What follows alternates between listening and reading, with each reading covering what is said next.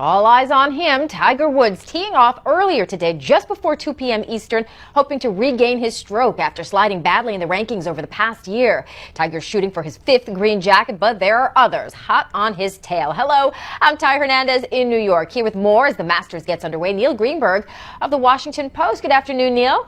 Good afternoon. How are you All doing? right. I'm doing great. Let's talk about how Tiger Woods is doing. He teed off about an hour ago. What's the buzz around his chances this year? You know, it's pretty big having him return. I've seen some pundits say he's going to win the Masters, and I've had others say he's going to struggle massively. I don't think we've ever seen such a dichotomy in projections for Tiger Woods, but he's shown before that you don't want to bet against him. He struggled a little bit in the Open here, but we'll have to see how he does after the first round. And let's take a look at some of the contenders and pretenders. Bubba Watson, can the defending champ get his 3rd win here?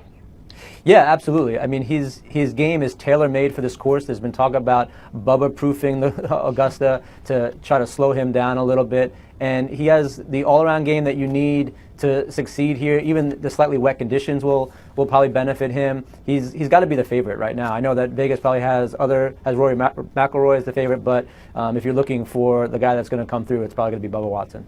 So McIlroy is the world's #1, but is he ready to finish on top at the Masters?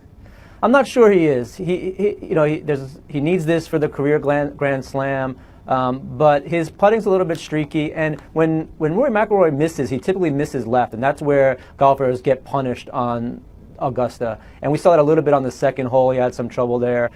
He's been a little bit uneven, I would say, so far in the first round. So I'm not betting on him completing the career Grand Slam at this event, but he's young enough that he's going to have plenty of time to finally dominate the course. And what about Phil Mickelson? He's a Masters legend, but he is over 40, and ironically, because we tend to think of this game maybe as an older person's sport, you say golfers traditionally over 40 have a tougher time. They do. They just haven't won. It's been quite a long time. Mike O'Mara was the last winner. Now Mickelson has looked good. He was 7 for 7 on the fairway at the front 9, so he's been looking good, and he may well hang around the contenders. But I think ultimately, when they put on the green jacket, he won't be the one that's wearing it. What are the other storylines you're watching at the tournament this year? I mean, the Rory Slam is definitely a big one. I'm looking to see how Justin Rose does. I know Adam Scott is tinkering around with a putter that's going to be banned next year. So I'm keeping an eye on how well he does and if that's going to actually translate once they do indeed ban that type of putter. So there's a lot of storylines, but the biggest by far is Tiger and Rory.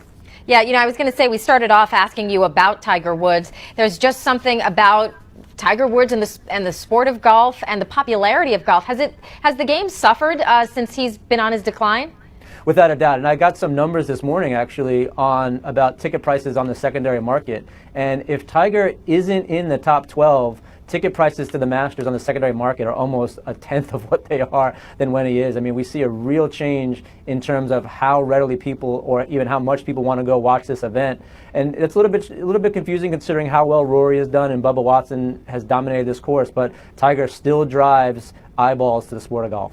Yeah, I can't think of another sport where one person can have that much it's power over its popularity. Yeah. All right, well, Neil Greenberg, thank you so much for joining us. Neil Greenberg of the Washington Post. And you can, of course, keep up with the latest headlines right here on abcnews.com. I'm Ty Hernandez in New York.